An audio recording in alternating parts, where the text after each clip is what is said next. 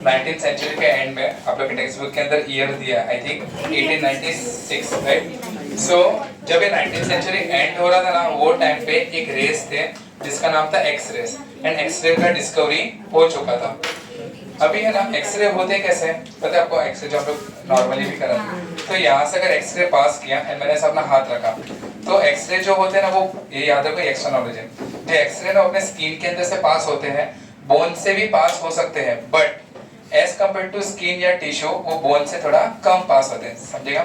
And उसके कारण ही जहाँ से पास नहीं हो पा रहे हैं, तो कम पास हो रहे हैं, उसका शेडो कहाँ पर है? वो एक्सरे के जो फोटोग्राफिक प्लेट्स होते हैं या जो फोटोग्राफिक जो पेपर होते हैं, आपको है यूज इसके अंदर क्लियर आता है। तो 19th सेंचुरी के टाइम पे जब ये 19th सेंचुरी एंड हो रहा था, तो वहाँ पर एक साइंटिस्ट है जिनका नाम था हेनरी बैक्वेरियल, एंड जो हेनरी बैक्वेरियल वो पेपर पढ़ रहे थे, एंड पेपर पढ़ने में उन्होंने देखा कि अच्छा एक्सरे का डिस्कवरी हो गया, एंड जो एक्सरे है वो बॉडी के अंदर से भी क्या कर सकते हैं? पास हो सकते हैं, एंड जो स्किन है वहां से वो पास हो जाएंगे, तो वहां पर ब्लैक हो जाएगा, एंड जहां से पास नहीं हो पा रहे वहां पर क्या रहेगा? व्हाइट, जैसे आज के टाइम पे एक्सरे देखते हैं। अभी वो टाइम पे वो एक्सपेरिमेंट कर रहे थे इसमें से होगा, बट एज कम्पेयर टू जो स्किन है वो बहुत ही कम पास होगा, न के बराबर वैसा।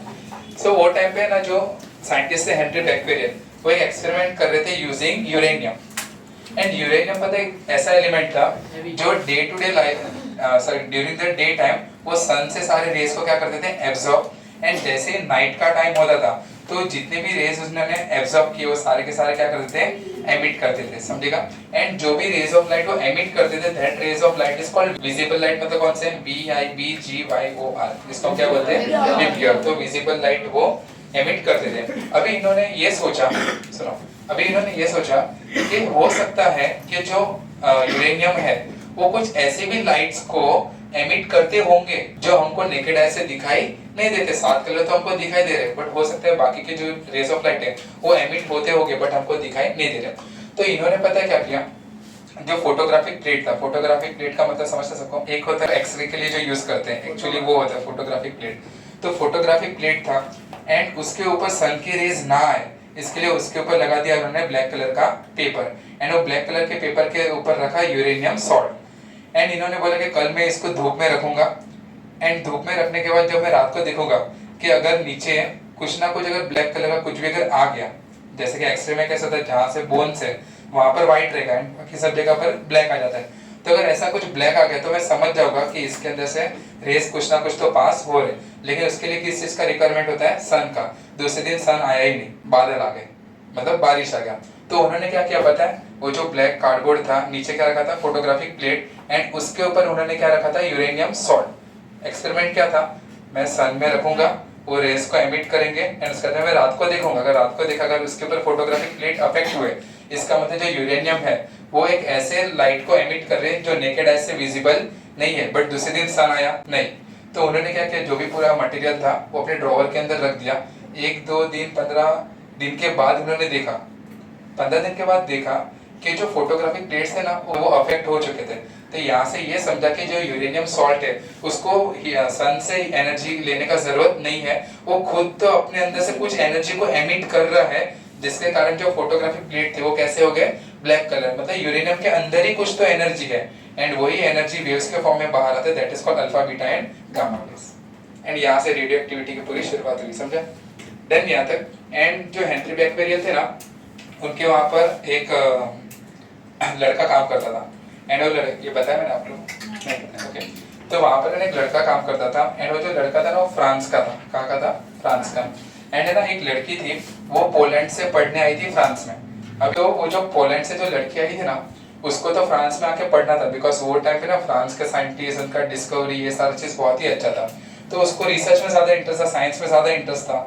तो यहाँ पर आके उसने पढ़ाई करना स्टार्ट किया, तो कोई उसको अच्छे से पढ़ाता या तो बात करता नहीं था। क्यों? क्योंकि वो पोलैंड से कैसे कैसे उसने एडजस्ट किया, एंड जितने भी उसको अपमान हुए, मान सम्मान जो भी हुआ वो सब उसने सहन किया, एंड सहन करने के बाद he started doing research work. अभी वो टाइम पे उसने एक लड़के के साथ फ्रेंडशिप की। वो जो लड़का था वो कहाँ पर काम करता था? हेनरी बैक्वेरियल के वहां पर। थोड़े टाइम के बाद हेनरी बैक्वेरियल की डेथ हो गई, एंड वो डेथ के पीछे का जो कारण है वो क्या था वो जानने के लिए ये जो लड़का था, यानी लड़के का नाम था पेरी। क्या नाम था? पेरी। यानी जो पेरी है ना वो भी साइंटिस्ट ही था, तो उसने रिसर्च करना स्टार्ट किया। एंड थोड़े टाइम के बाद ये जो पेरी और वो जो लड़का था उन लोगों ने शादी कर लिया। ओके, हाँ ओके, स्टोरी ऐसा है। तो एक दिन ऐसा हुआ कि उन लोग ना रिसर्च कर रहे थे रेडियो एक्टिविटी के ऊपर, वो लोग एक साथ में रेडियो एक्टिविटी के ऊपर काम कर रहे थे।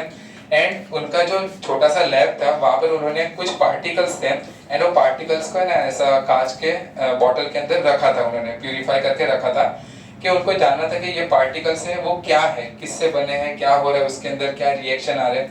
एंड ऐसे ही रात को वॉक करते करते वो लड़का एंड वो लड़की का नाम क्या था, पेरी।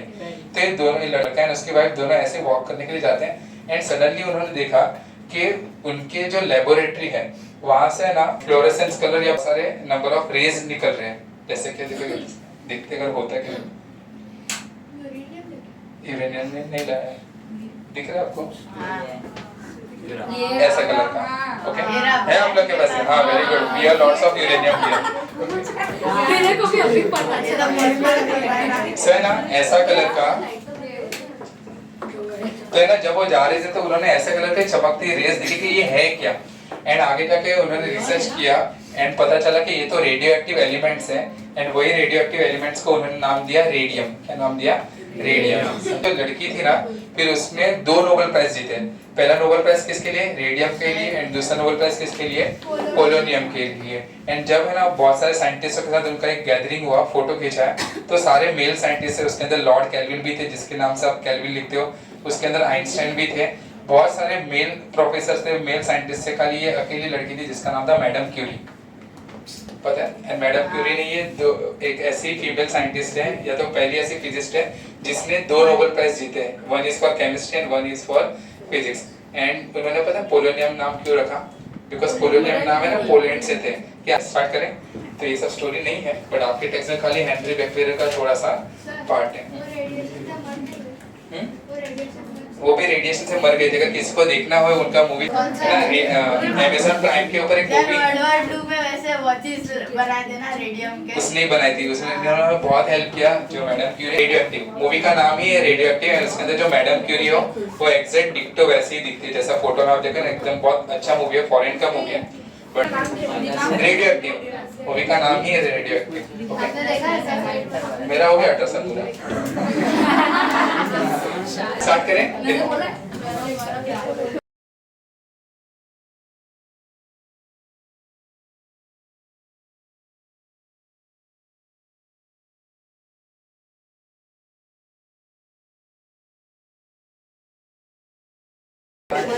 देखो, रेडियो एक्टिव एलिमेंट्स मतलब क्या होता है?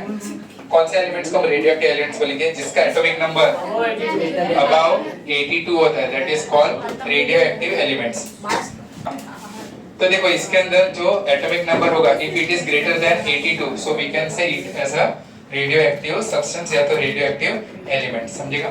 ये जो रेडियो एक्टिविटी होता है it is a nuclear phenomena. ये कौन सा फिनोमेना है? Nuclear phenomena. अभी जो न्यूक्लियस है, ये न्यूक्लियस है, इसके आजू बाजू कौन? Shells, orbit. इसके अंदर कौन लाई करेंगे? इलेक्ट्रॉन। तो अगर किसी दिन इसके अंदर number of neutrons is greater then number of protons, तो इन लोग होंगे अनस्टेबल। एंड अनस्टेबल से स्टेबिलिटी पे आने के लिए, जैसे कि सपोज कि आपको बहुत गुस्सा है, ओके, तो आप अनस्टेबल हो। अभी आप स्टेबल कब होगे? जब आपने अपने छोटे भाई बहन को अभी दिखाया। अभी स्टेबल होने के लिए क्या करेगा? अपने अंदर से कुछ ना कुछ तो एनर्जी निकालेगा, ठीक है? तो जो सबसे पहला एनर्जी होगा that is called alpha particle. Okay, जो सेकंड होता है that is called beta particle and last होता है that is called gamma particles. समझे? देखो ऐसा जरूरी नहीं है एक टाइम पर अल्फा निकल रहा है तो अल्फा ही निकलेगा। फिर थोड़े टाइम के, बिकॉज है ना मुझे 15th स्टैंडर्ड में पूरा एक सब्जेक्ट था न्यूक्लियर फिजिक्स, पूरा एक बुक ही था। जैसे आप लोग को फिजिक्स है ना, वैसे फिजिक्स के बहुत सारे पार्ट थे। न्यूक्लियर फिजिक्स में कैसा होता है कि यहाँ पे यूरेनियम है, तो पहला इसने दे दिया अल्फा डीके, तो ये क्या बन जाएगा? थोरियम। फिर वापस से वो क्या देगा? Alpha decay. समझेगा? तो वापस से कोई एलिमेंट बन जाएगा। फिर उसने दे दिया बीटा, फिर जरूरी नहीं कि वो बीटा हो, वापस से इसके आगे क्या दे सकता है? अल्फा दे सकता है। लेकिन ये अल्फा का एंड ये वाला अल्फा, तीनों का जो एनर्जी है वो क्या रहेगा? अलग अलग। सोचो। The elements release था हाँ fixed है। हाँ ये फिक्स रहता है। Yes. मतलब यूरेनियम में अल्फा पार्टिकल्स अभी देखो अल्फा क्या होता है? Alpha is nothing but W charge W ions ये यूरेनियम है, इसने अपने अंदर से अल्फा पार्टिकल्स निकाल दिए, तो ये क्या बन जाएगा? थोरियम। फिर उसने वापस से अपने, क्योंकि अभी भी वो अनस्टेबल ही है, तो वापस से अभी देखो ना, छोटे भाई को एक आध दो बार मारा तो गुस्सा शांत नहीं होता जब तक वो मम्मी पापा से ना पिटवाए हम लोग। ओके, सो देखो थोरियम के अंदर से वापस से अल्फा पार्टिकल्स निकाल दिया, तो क्या बन जाएगा? दूसरा कोई एलिमेंट एक्स। फिर वापस से उसने अपने अंदर से क्या दे दिया? Beta particle. बीटा पार्टिकल का मतलब क्या होता है? एक सिंपल इलेक्ट्रॉन। बीटा पार्टिकल मतलब सिंपल इलेक्ट्रॉन, इसका चार्ज होगा माइनस एंड उसका मास कितना हो जाएगा? 0। पर गामा क्या होता है? गामा पार्टिकल्स मतलब it is in a form of A electromagnetic radiation, समझा जाता है। अल्फा पार्टिकल मतलब हीलियम के डबली चार्ज। क्लियर है सब लोगों को? ये 3 पार्टिकल्स। सर ये भी इलेक्ट्रॉन है, ये भी इलेक्ट्रॉन है, दोनों में कुछ फर्क है क्या? फर्क सिर्फ एक ही है, क्या? ये जो इलेक्ट्रॉन्स है, ये इलेक्ट्रॉन्स कहाँ से हैं? ऑर्बिटल इलेक्ट्रॉन्स, ये शेल में रहेंगे। एंड ये जो बीटा पार्टिकल्स है वो इलेक्ट्रॉन जैसा ही डिक्टो रहता है, बट वो निकला कहाँ से है? न्यूक्लियस के अंदर से है भाई। यस, पूरा सेम होता है, बट खाली फर्क क्या है? See radio activity is which phenomena? Nuclear phenomena. तो जो अल्फा बीटा एंड गामा का जो डीके हुआ है, जो निकले हैं पार्टिकल्स, वो कहाँ से निकलेंगे? हमेशा न्यूक्लियस के अंदर से। ये जो इलेक्ट्रॉन्स है, ये जो इलेक्ट्रॉन्स है, इनका पता है काम क्या होता है? केमिकल रिएक्शन में हेल्प करना। जो एक जगह से जैसे बोला कि Na+ एंड उसके बाद Cl-, तो क्या होगा इसके अंदर? ये इलेक्ट्रॉन यहाँ पर आके बन जाएगा NaCl। तो ये जो इलेक्ट्रॉन है ना, वो कौन सा इलेक्ट्रॉन? ये बाहर वाले ऑर्बिटल इलेक्ट्रॉन जिसको हम बोलते हैं। लेकिन जो न्यूक्लियस के अंदर से जो इलेक्ट्रॉन निकलेगा, उसको हम क्या बोलेंगे? Beta particles. दोनों का सारा प्रॉपर्टीज क्या रहता है? सेम। दोनों का चार्ज, मास, सब कुछ सेम, खाली एक ही फर्क है, क्या? वो उधर से निकलता है न्यूक्लियस से, और वो शेल में होता है। जो बीटा पार्टिकल्स होते हैं वो कहाँ से निकलते हैं? शेल न्यूक्लियस से। एंड ये जो बाहर के जो that is called orbital electron and they revolve around the nucleus. बोलो, इसके अंदर है ना मोर देन 52 पार्टिकल्स होते हैं, समझेगा? कैसे कैसे देखो, एक होता है कायॉन्स। कायॉन्स होता है 0, कायॉन्स होता है पॉजिटिव, कायॉन्स होता है नेगेटिव। फिर होता है म्यूऑन्स, म्यूऑन्स होता है 0, पॉजिटिव, नेगेटिव। फिर होता है पायोन्स, 0, पॉजिटिव एंड नेगेटिव। ऐसे करते करते इसके अंदर तो बहुत सारे टाइप के पार्टिकल्स होते हैं। अभी पूछो मत कि ये एक पार्टिकल है जो इसके अंदर से निकला, एंड हमने देखा कि इसकी जो प्रॉपर्टीज थी वो किसके इक्वल थी? तो हीलियम के इक्वल। लेकिन हीलियम के अंदर क्या होते हैं? 2 इलेक्ट्रॉन होते हैं, राइट? बट ये पार्टिकल के अंदर एक भी इलेक्ट्रॉन नहीं था, खाली पता है क्या था? मास था। एंड वो मास कितना था? 4 प्रोटॉन के इक्वल। तो 4 प्रोटॉन के इक्वल किसका मास होता है? हीलियम का। लेकिन हीलियम के पास क्या होता है? 2 इलेक्ट्रॉन। तो मैंने 2 इलेक्ट्रॉन निकाल दिया अगर थ्योरेटिकली, तो क्या बन जाएगा? He+, समझा? वैसे इसके अंदर से क्या निकला? Beta particle. तो मैंने ऑब्जर्व किया बीटा पार्टिकल को, तो बीटा पार्टिकल का जो मास था, जो उसका चार्ज था, वो एग्जैक्टली किसके इक्वल था? इलेक्ट्रॉन। इसके लिए हम लोग उसको ऐसा लिखते हैं, समझा? गामा रेडिएशन तो ऐसे ही निकलते हैं इसके फॉर्म में, उसका कुछ मास नहीं, कोई उसके ऊपर चार्ज भी नहीं। 2 प्रोटॉन एंड 2 न्यूट्रॉन ऐसे निकल गए। सुनो, 2 प्रोटॉन एंड 2 न्यूट्रॉन ऐसे निकल गए, तो 2 प्रोटॉन 2 न्यूट्रॉन किसके पास होता है? हीलियम के पास। हीलियम के पास। बट जो अल्फा पार्टिकल था ना, उसके पास कोई भी नेगेटिव चार्ज नहीं था। तो नेगेटिव चार्ज मतलब उसके पास इलेक्ट्रॉन नहीं है, तो वो कैसा बनेगा? पॉजिटिव। क्यों? बिकॉज उसके पास 2 प्रोटॉन है। अभी ऐसा कौन बन सकता है? तो वो हीलियम है, बट हीलियम के पास क्या होता है? 2 इलेक्ट्रॉन। तो मैंने एक इलेक्ट्रॉन निकाल दिया, दूसरा भी निकाल दिया, तो क्या बन गया? He+। इसके लिए हम लोग अल्फा पार्टिकल को लिखते हैं He+2 की तरफ। ये सिमिलर होता है ना, हीलियम एक्चुअली में रिलीज नहीं होता। नहीं, वो अल्फा पार्टिकल है जो हीलियम की तरह दिखता है। न्यूक्लियस के एक्स्ट्रा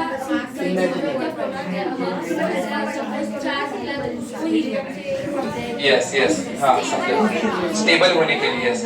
अभी उसके बाद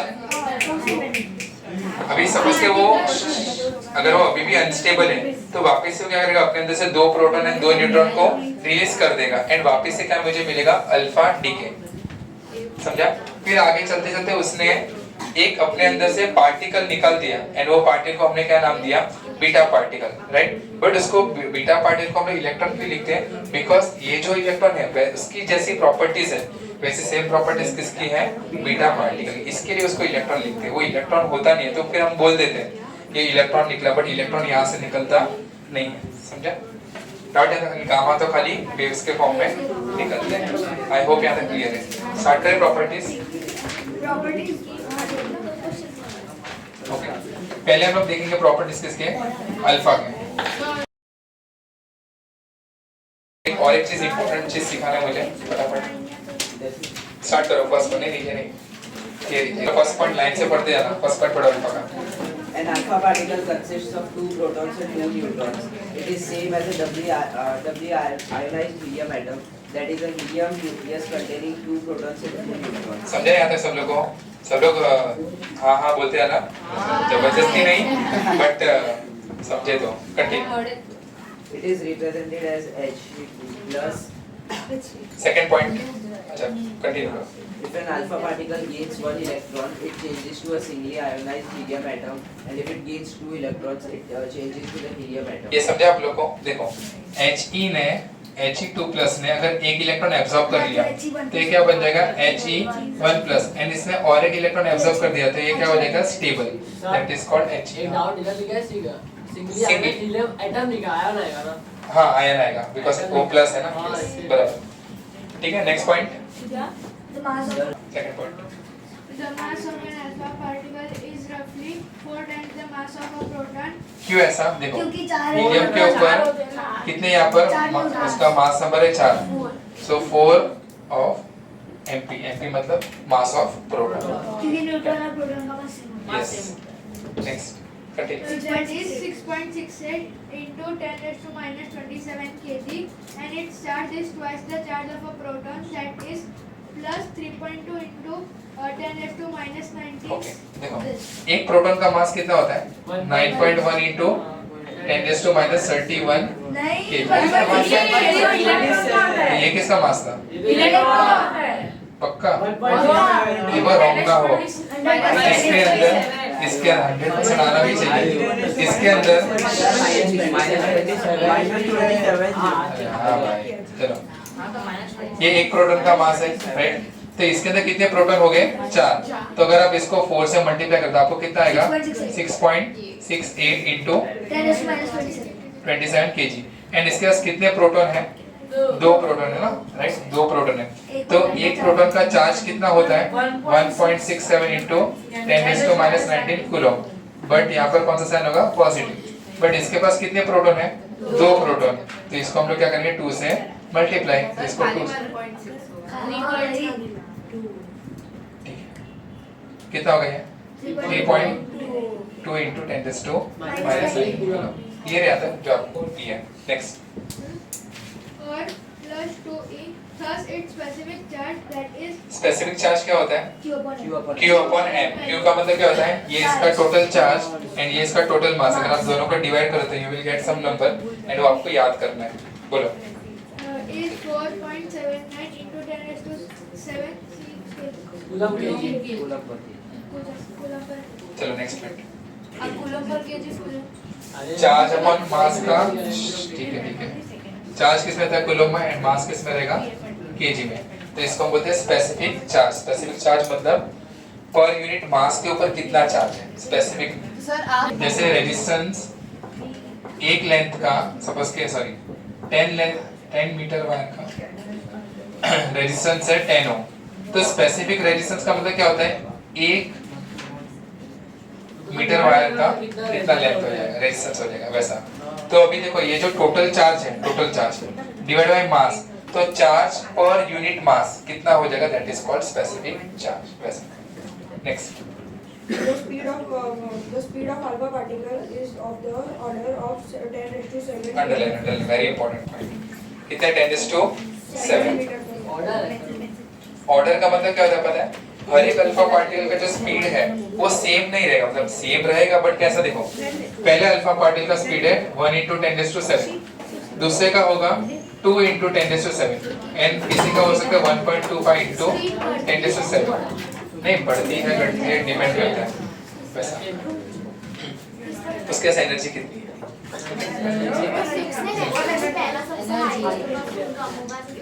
नहीं डिपेंड करता है। चलो नेक्स्ट पॉइंट देखो, बातें मत करो। It is different from alpha particles emitted from the different radioactive substances. Further, all the alpha particles emitted from the nucleus of the same radioactive substance do not have the same energy or same or ये समझा? भले एक ही nucleus हो लेकिन अगर उसके अंदर से 3-4 अगर अल्फा पार्टिकल्स निकले तो सबका एनर्जी सेम हो ऐसा जरूरी नहीं है। देखो आपने वेल्डिंग के टाइम पे देखा रहेगा, जब वेल्डिंग करते हैं तो कुछ पार्टिकल्स बहुत दूर तक जाते हैं बट कुछ पार्टिकल्स जल्दी खत्म हो जाते हैं। क्यों? उसके पास एनर्जी रहेगा कम, एंड जो काफी ज्यादा दूर तक जाते हैं उसका एनर्जी ज्यादा रहेगा। समझे? चाकू को धार करते देखा है?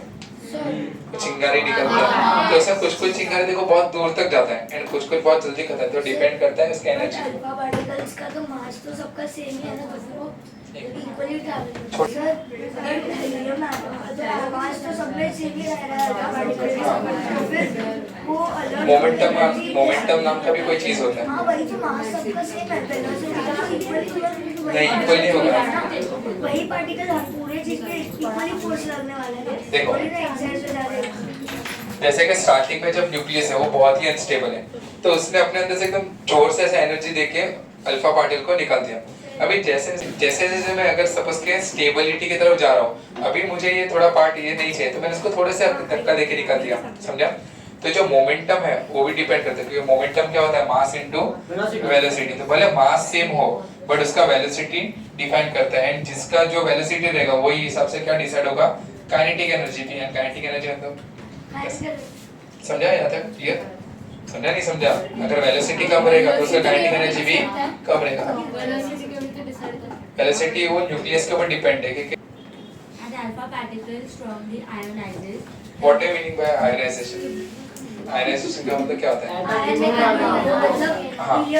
इलेक्ट्रॉन्स निकालते हैं। इलेक्ट्रॉन रिमूव करना, मास क्योंकि पॉजिटिव है। ओके देखो एक ऐसा भी है, देखो जैसे यहाँ पर एयर के पार्टिकल्स हैं फॉर एग्जांपल के वाटर मॉलिक्यूल्स हैं एंड यहाँ पर कार्बन डाइऑक्साइड है एंड यहाँ पर NO2 है।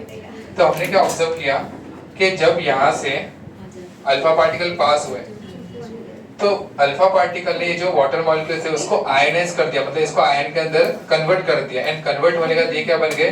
H+ and OH-। तो that is called ionising power. चलो next. The gas through which it passes, ionizing power of alpha particles is roughly 100 times that of beta particles and roughly 10,000 times that of gamma radiation. तो किसका ionization power ज्यादा होगा? Alpha का। क्यों? Because उसके पास reason याद रखो। क्यों? उसके पास मास ज्यादा है? नहीं, उसके पास चार्ज ज्यादा है as compare to beta particle. कैसे? ये होता है He2+ एंड बीटा होता है 1-। समझे यहाँ तक? इसके पास नेगेटिव चार्ज है बट कितना नेगेटिव चार्ज है? -1। इसके पास कितना पॉजिटिव चार्ज है? 2+। भले मास तो कुछ भी हो बट जितना ज्यादा चार्ज उतना ज्यादा वो क्या कर पाएगा? आयनाइज कर पाएगा। समझे यहाँ तक? जिसके पास चार्ज ज्यादा रहेगा, ओके, तो आजू बाजू में से ऐसा इलेक्ट्रॉन लेके खुद भी स्टेबल हो सकता है। तो वी कैन से जितना उसके पास चार्ज का कमी रहेगा तो चार्ज ज्यादा रहेगा उतना वो आयनाइज कर सकता है। ये क्या करेगा? एक इलेक्ट्रॉन किसी को देके स्टेबल हो जाएगा बट इसको क्या था? इलेक्ट्रॉन लेना पड़ेगा, एक इलेक्ट्रॉन बाजू से एक इलेक्ट्रॉन इसके, तो वो भी आयनाइज ये भी आयनाइज। समझा? खुद कैसे आयनाइज होगा? फिर तो स्टेबल हो जाएगा, उससे इलेक्ट्रॉन ले लिया तो। समझेगा? तो जितना चार्ज ज्यादा उतना आयनाइजेशन पावर भी ज्यादा। तो हीलियम का होता है 2+2 एंड बीटा का कितना होता है? -1 एंड गामा के ऊपर कोई भी चार्ज नहीं होता है, इसलिए उसका जो आयनाइजेशन पावर है वो बहुत ही लो वीक है। कंटिन्यू। अगर आपको है ना इंक्रीजिंग ऑर्डर डिक्रीजिंग ऑर्डर में क्वेश्चन पूछा तो लिखोगे? कॉमा में लिखना है। हाँ, कॉमा में भी लिख सकते हो या तो ऐसा भी। कॉमा में लिखो क्योंकि इसमें साइड में चेक कर दो ना। चलेगा। चलो नेक्स्ट पॉइंट। सर ये डिसेंडिंग ऑर्डर में है। हां चलो An alpha particle rapidly dissipates its energy as it moves through a medium and therefore its penetrating power is quite small. It can penetrate only through 3 to 8 internet centimeters. करना, उसका range कितना है? 3 to 8 centimetre. पता है और एक चीज है, पेनिट्रेशन पावर है ना, और एक चीज के ऊपर डिपेंड करता है, दैट इज साइज। समझेगा? फॉर एग्जांपल के देखो यहाँ पर अगर मैंने एक छोटा सा होल किया तो जो एयर के पार्टिकल्स है वो तो इसके अंदर से पास हो जाएंगे, लेकिन सपोज कि हम लोग ने बॉल लिया एंड इसको ऐसा फेंका तो ये होल के अंदर से वो पास नहीं हो पाएंगे। क्यों? बिकॉज का मास बहुत ही ज्यादा है। तो जो अल्फा पार्टिकल है उसके पास कितना मास है? 4 टाइम्स। आया लगा? तो उसके पास मास बहुत ही ज्यादा है। जो बीटा पार्टिकल है उसके पास बहुत ही कम मास है। कितना? 9.1 into 10⁻31 kg, which is massless, मतलब approximately वो 0 kg। Negligible. Continue. It can easily be stopped by a thin card sheet or a thick paper. Its penetrating power is roughly 1/100 times than that of beta particles and 1/10,000 times that of gamma radiation. Clear? बोलो। इसमें 3 to 8 centimetre in air लिखा है। Stop करने के लिए thin card. हाँ तो solid हो गया ना। तो सॉलिड हो गया ना। एयर में वो 3 to 8 सेंटीमीटर खाली जा सकता है, मतलब इतना सा हार्डली। अब जब वेल्डिंग करते हैं तो वो एक ये रखते हैं, क्या कहते हैं, सामने शील्ड रखते हैं। तो शील्ड भी ज्यादा मोटा नहीं रहता है, हार्डली वो 4 to 5 सेंटीमीटर का रहता है, तो चिंगारी को रोकने के लिए वैसा। अल्फा पार्टिकल्स सबसे ज्यादा फास्ट ट्रैवल करता है। बीटा पार्टिकल्स, गामा पार्टिकल्स, ठीक है। गामा पार्टिकल्स जो होता है, हाँ देखो और एक चीज है, alpha particles, beta particles and gamma, उसमें सबसे फास्ट कौन जाएगा? गामा। उससे कम? उससे कम। क्यों? जिसका मास ज्यादा उसका इनर्शिया ज्यादा, तो हीलियम का mass. Next point. Alpha particles are positively charged, so they are deflected by the electric and magnetic fields. The deflection of an alpha particle is less than. ये पॉइंट मैं बाद में एक्सप्लेन करूंगा। ये क्या कहते हैं, magnetic field and electric field वाला। नेक्स्ट पॉइंट पढ़ो। Alpha particles affect a photographic plate. Alpha particles होता है वो क्या करता है? फोटोग्राफिक प्लेट को अफेक्ट करता है। अफेक्ट करना मतलब उसको खराब कर देता है, आपको ना यूरेनियम सॉल्ट वाला वैसा। नेक्स्ट पॉइंट पीछे। Alpha particles cause fluorescence and striking of fluorescence colour मतलब जो कि हम लोग देखा ना लाइट में नियॉन कलर। यस, अभी वो करता है तो करता है, पूछो मत क्यों fluorescence क्यों है अभी ऐसा। चलो आगे नेक्स्ट पॉइंट। बच्चों आगे नेक्स्ट कौन पढ़ रहा था? Siya. Alpha particles have large kinetic energy and momentum with them. क्या हुआ? जानना है क्या फ्लोरेसेंस क्यों? तो नेक्स्ट टाइम बताऊंगा। अरे नहीं ये मुझे खत्म करते हैं, मैं याद रखूंगा। बोलो ना प्लीज सर। धीरे करो। They are used to bombard the nucleus of an atom of one element to convert it into Alpha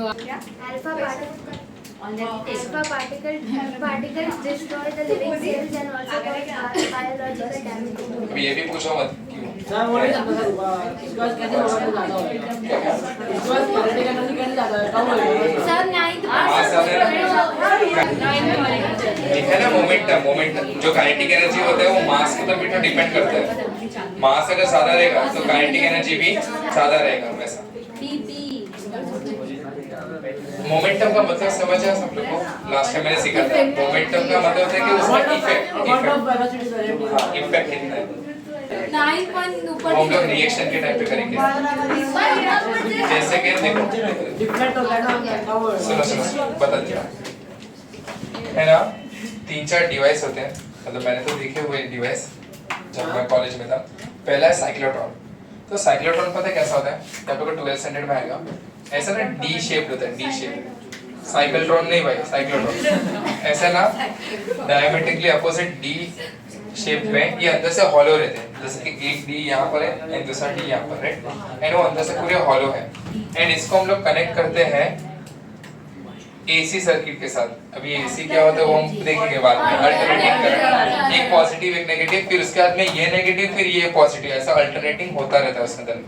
and इसके ऊपर टॉप पे मैंने रखा है नॉर्थ पोल एंड नीचे क्या रखा है? South pole. इलेक्ट्रिक फील्ड बनेगी। हाँ, तो यहाँ पर मैग्नेटिक फील्ड बना एंड इसके बीच में क्या बना है? यहाँ पर electric field. Because of that magnetic field and electric field देखो क्या होता है।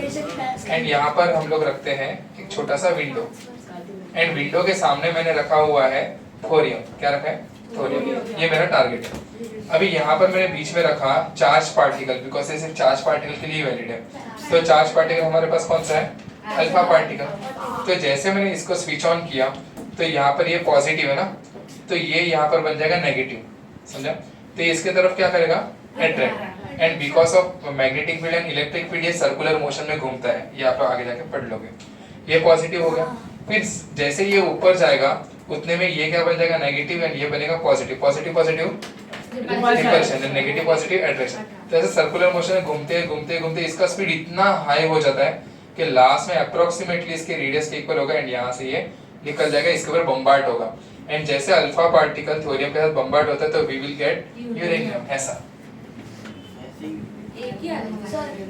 ये एक एक्सीलरेटर है। दूसरा एक्सीलरेटर अगर किसी को देखना है तो कोलाबा में ना होमी बाबा रिसर्च सेंटर है, PARC जिसको हम बोलते हैं, तो वहाँ पर 6-6 7-7 माले के ना बड़े-बड़े पैलेट्रॉन है। ये पूरे रूम जितना सिलेंडर रहता है, एंड नीचे टारगेट रहता है, एंड ऊपर से उसको फेंकते हैं बहुत ही हाई स्पीड से, एंड वो नीचे आके बम्बार्ड होता है, उसके अंदर एक्सप्लोजन होगा, न्यूक्लियर रिएक्शन होगा, जिसके कारण लार्ज अमाउंट ऑफ हीट निकलता है। एंड वही हीट को हम लोग किसी भी अलग अलग तरीके से मोस्टली उसको यूज करते हैं इलेक्ट्रिसिटी प्रोड्यूस करने के लिए। जैसे चाइना ने भी किया, चाइना ने वहाँ पर जो न्यूक्लियर फिजन एंड फ्यूजन सन के ऊपर होते हैं, वही सेम केमिकल रिएक्शन जो भी हीलियम है, हाइड्रोजन, वो उसे बड़ा सा चेम्बर बना है, उसके अंदर हाई टेम्परेचर के ऊपर उन लोग वहाँ पर रिएक्शन करते हैं, एंड वो रिएक्शन के अंदर से जितने भी एनर्जीज निकलते हैं उसको यूज करता है एज अ इलेक्ट्रिसिटी। वो किसी के ऊपर ऑयल के लिए डिपेंड नहीं करता। हम लोग अभी बहुत पीछे हैं, ठीक है, आप लोग कुछ बड़ा करो देश के अंदर तो वो सन के टेम्परेचर पे, यस, समझा। एंड सेकंड चीज है, अभी तो अगर आप लोग देखोगे ना तो उन्होंने समुद्र के अंदर, सी के अंदर, रिवर के अंदर उन्होंने है ना सोलर पैनल्स है ना ऐसे सारे बिछा दिए, एंड जो माउंटेन्स है ना माउंटेन्स को भी कवर कर दिया सोलर पैनल से। तो वो खुद के ऊपर इतना डिपेंडेंट है, उसको किसी के ऊपर ज्यादा डिपेंडेंट होने की जरूरत नहीं है। चलो नेक्स्ट, कौन पढ़ रहा था? Alpha particles get scattered while passing through the thin mica or gold foil. Scatter का मतलब क्या होता है? लिखा जाए। हो गया अल्फा पार्टिकल्स का पता। चलो बीटा स्टार्ट करो।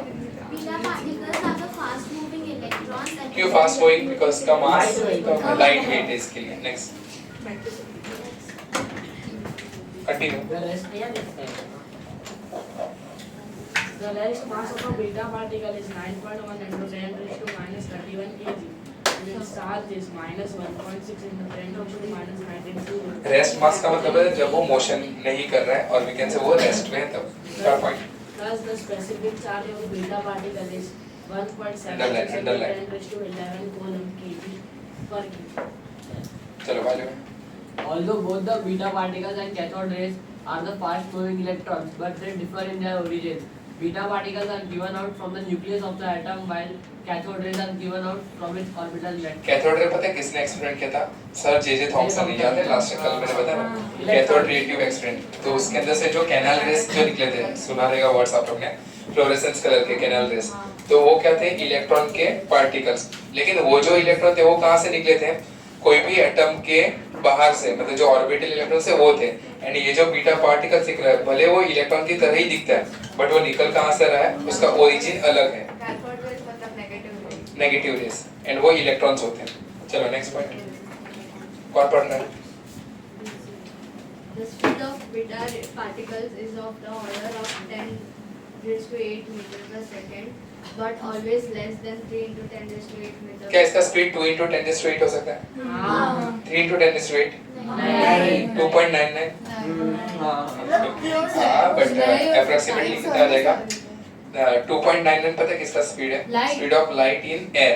एंड वैक्यूम में होता है 3 into 10 raised to 8, बट हम लोग धरती के ऊपर भी उसको 3 into 10 raised to 8 ही लिखते हैं राउंड ऑफ के लिए।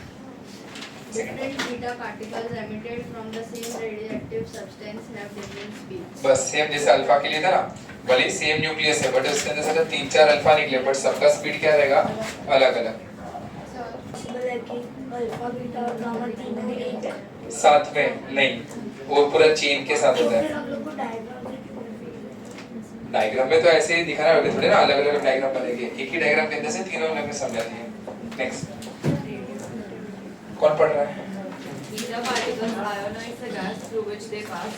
The ionizing power of beta particles is roughly 1/100 times that of the alpha particles, but nearly 100 times that of the gamma radiation. Clear ये है तो? The penetrating power of beta particles is more than that of alpha particles but less than that of gamma particles. क्यों? उसका size छोटा है, उसका मास छोटा है, right? They can travel through nearly 5 meters in air and pass through thin card sheet and even through thin aluminium foil, but a 5 millimeter thick aluminium sheet can stop the beta particles. Next.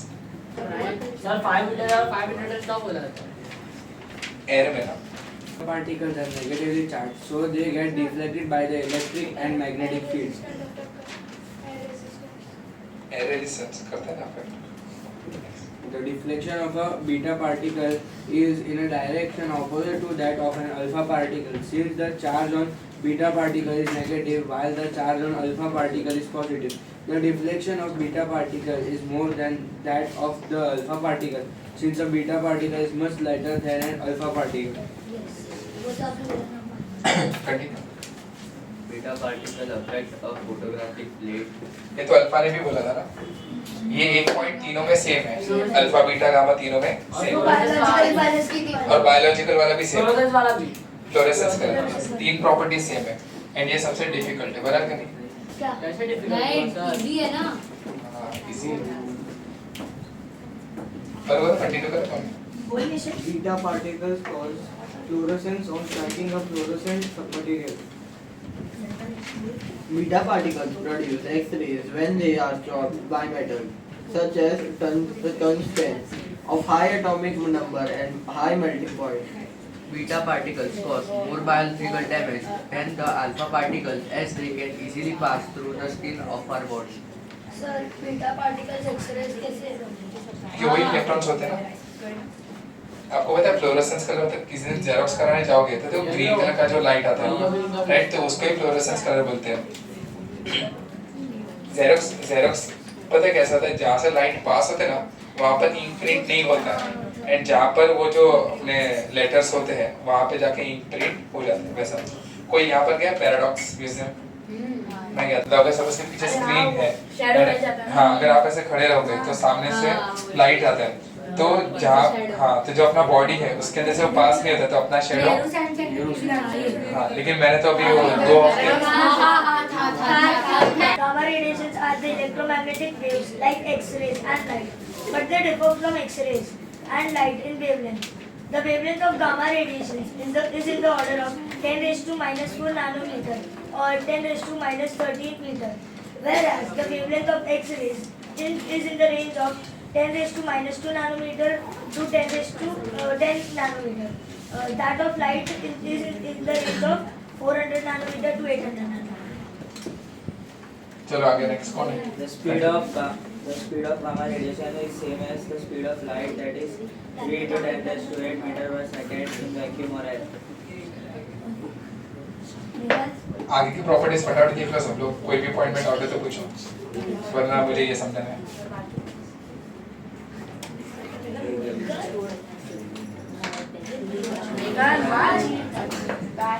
मन पढ़ो फटाफट. The ionizing power of gamma radiation is very low. It is 1/10,000 times that of alpha particles and 1/100 times that of beta particles. The penetrating power of gamma radiations is high. It is about 10,000 times that of alpha particles and 100 times that of beta particles.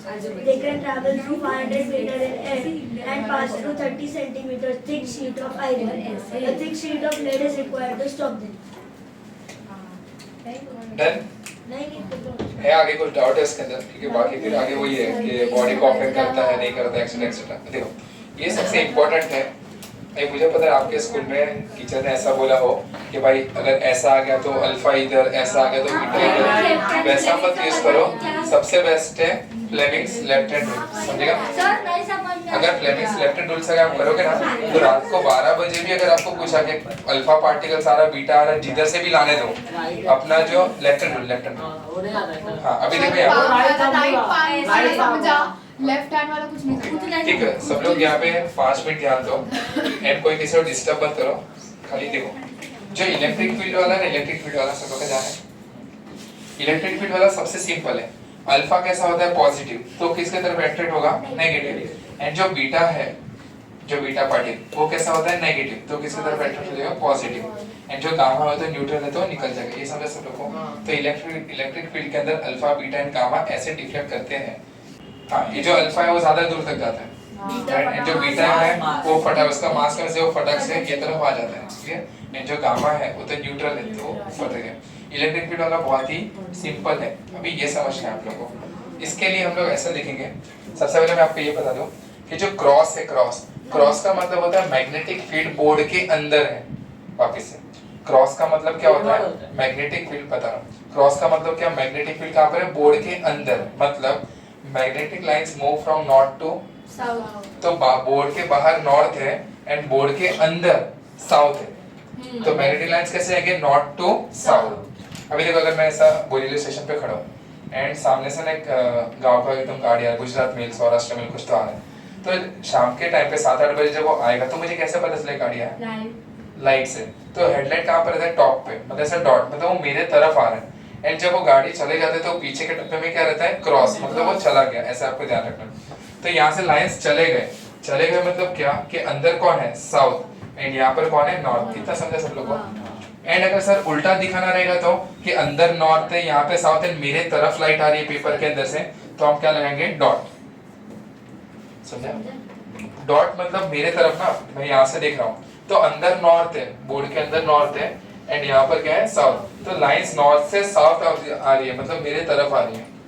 समझा? समझेगा? Headlight मतलब मेरे तरफ, and cross का मतलब क्या होता है? अंदर। तो यहाँ पे नॉर्थ है, यहाँ पर क्या है? साउथ। क्लास, तो मैग्नेटिक फील्ड का डायरेक्शन क्या हुआ? North to south. समझेगा? एंड जो मैग्नेटिक फील्ड का डायरेक्शन है उसको हम लोग इंडिकेट करेंगे फ्रॉम अवर फर्स्ट फिंगर। तो जहाँ पर 3 फिंगर अटैच हो रहे हैं, that part is called north pole, and जो फ्री साइड है इसको हम क्या बोलेंगे? South pole. समझा कि नहीं समझा था? समझा? तो ये वाले केस है, नॉर्थ पोल कहाँ पर है? बाहर। अरे साउथ पोल कहाँ पर है? अंदर। तो नॉर्थ टू साउथ ऐसा मेरा फिंगर रहेगा। समझा सब लोग को? टेंशन मत लो। और एक चैप्टर है अपना इलेक्ट्रोमैग्नेटिज्म, वहां पर वापस हम लोग फ्लेमिंग्स लेफ्ट हैंड रूल सीखेंगे। ओके, टेंशन खत्म नहीं हुआ, अभी जस्ट स्टार्ट हुआ है। तो यहाँ पर नॉर्थ एंड यहाँ पर क्या है? साउथ। तो लाइंस कहाँ से कहाँ पर जा रही है? North to south. So this is direction of magnetic field. Clear? अभी देखना, यहाँ से आ रहा है अल्फा पार्टिकल। यहाँ से कौन आ रहा है? Alpha particle. And alpha particle के ऊपर चार्ज क्या होता है? पॉजिटिव। एंड हम लोग ने देखा है कि जो इलेक्ट्रिक करंट होता है that is flow of positive charges. जो करंट होता है that is flow of positive charges, but जो इलेक्ट्रॉन रहते हैं वो कैसे फ्लो करते हैं? Against the conventional current. है ना? इलेक्ट्रॉन का डायरेक्शन ये एंड पॉजिटिव करंट का डायरेक्शन ये, बिकॉज करंट कहाँ से कहाँ पर जाता है? Positive to negative. तो अल्फा कौन सा चार्ज है? पॉजिटिव। तो ये किसके डायरेक्शन में चलेगा? करंट के डायरेक्शन में। समझ आता है? तो ये जो सेंट्रल फिंगर है इसको क्या बोलेंगे? Central finger. तो सेंट्रल फिंगर किसका डायरेक्शन दिखाता है? करंट का, आई का। एंड जो थंब है वो किसका डायरेक्शन बताएगा हमको? फोर्स का।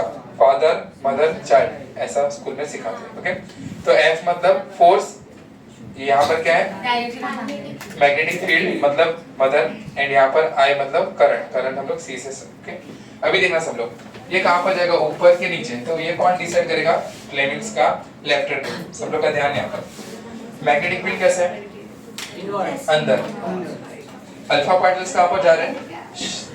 अल्फा पार्टिकल्स कहाँ पर जा रहे हैं? राइट हैंड साइड में। समझेगा यहाँ तक? तो जो डायरेक्शन है अल्फा पार्टिकल वही किसका डायरेक्शन होगा? करंट का। तो ये हो गया करंट का डायरेक्शन। तो इसको स्ट्रेच करो, मैग्नेटिक फील्ड, करंट का डायरेक्शन, करंट का डायरेक्शन। तो फोर्स कहाँ पर लगेगा? ऊपर। तो अल्फा पार्टिकल ऐसे जाएगा। ऊपर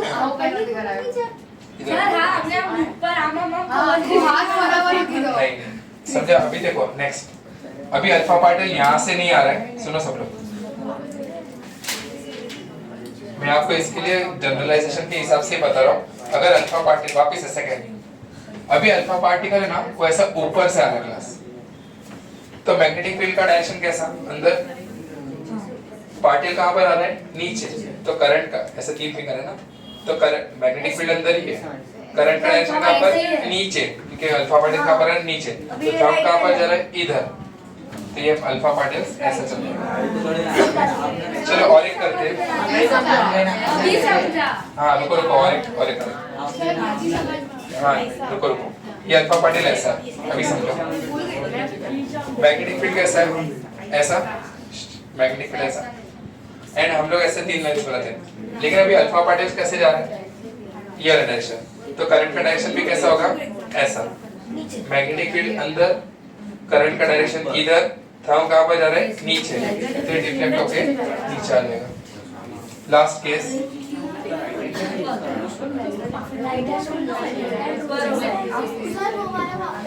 कौन सा?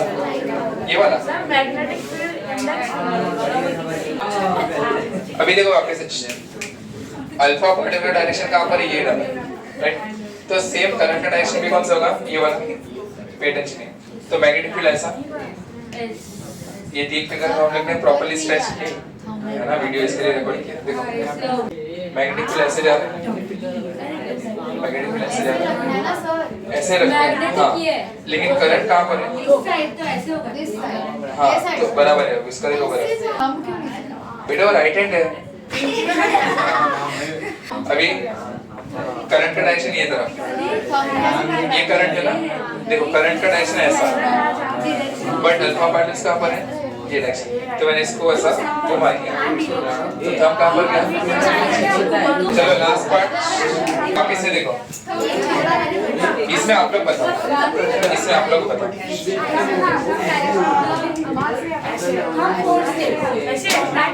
मैग्नेटिक फील्ड, करंट ऊपर,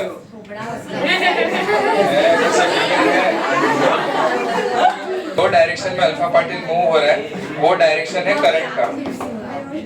जो डायरेक्शन में अल्फा पार्टिकल मूव कर रहा है, जैसे देखो इसमें ये मैग्नेटिक फील्ड हो गया नॉर्थ टू साउथ, ओके। तो ये 3 फिंगर को मैंने स्ट्रेच कर दिया, thumb and central finger, right? तो सेंट्रल फिंगर किसको इंडिकेट करता है? करंट को। लेकिन अभी यहाँ पर करंट का डायरेक्शन कहाँ पर है? नीचे, क्योंकि ये फिंगर नीचे जा रहा है। बट ये जो अल्फा पार्टिकल वो कहाँ पर जा रहा है? ऊपर।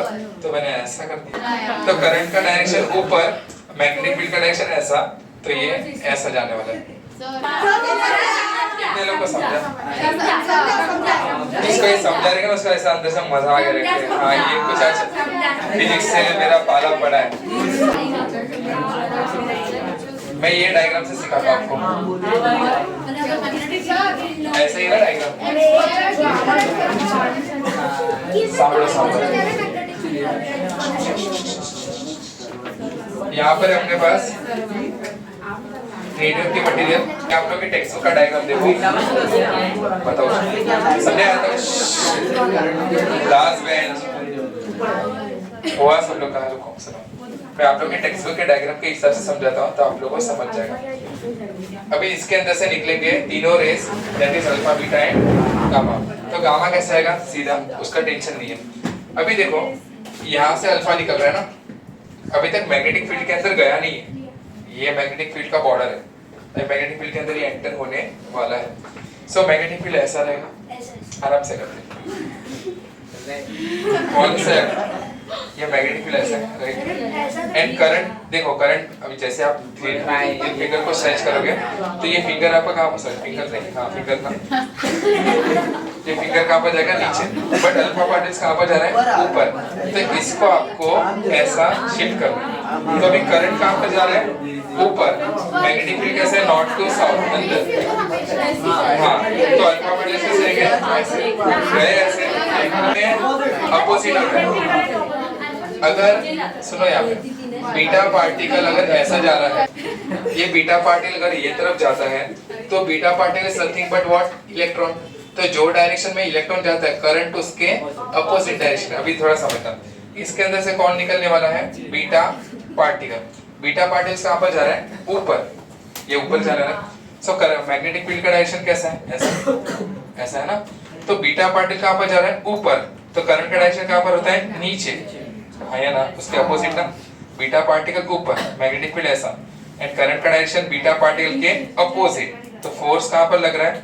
Right side. तो ये बीटा पार्टिकल ये तरफ डिफ्लेक्ट होता है। हाँ, फोर्स